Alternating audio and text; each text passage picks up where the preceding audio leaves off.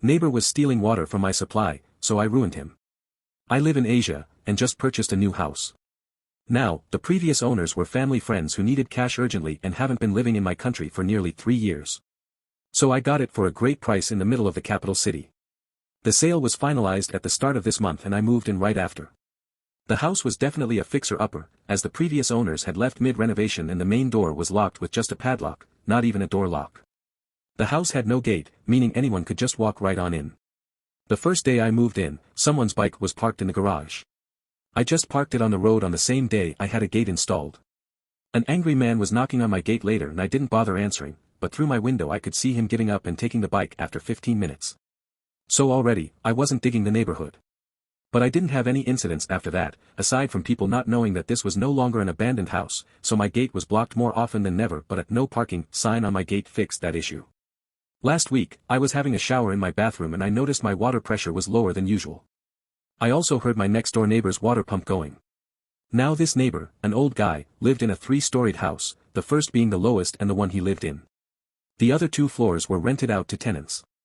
This guy wasn't happy about the house being sold, and voiced many concerns to my friends the previous owners. He was super angry about it, and my friends did warn me, but I'm a 6-foot guy with 3 dogs. No way he was doing anything, and yep, he didn't. So with this living situation, a water pump is needed to pump water to the tanks on the roof, since the public supply's pressure is not enough to get it up 3 stories.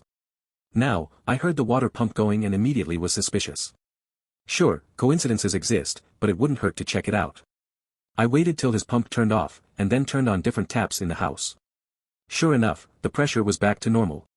This made me even more suspicious, but if he was stealing water, it also made sense. The water bills had been going up over the years this house wasn't lived in, but the house also had some water leaks. So it was chalked up to that, even if the bills were too high to be caused just by leaks. Now it's starting to make sense. At some point in the last 3 years, this old miser thought he'd save the cost of paying for water, and waltzed into the property and is siphoning water from my lines.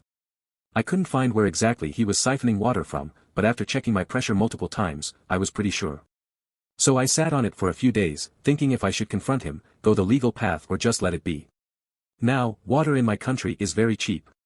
My total bill, even with washing 3 animals, a car every week and watering my garden only cost like $5 per month, even with the neighbor also stealing some of it. But it wasn't about how much I was paying or who was paying for it.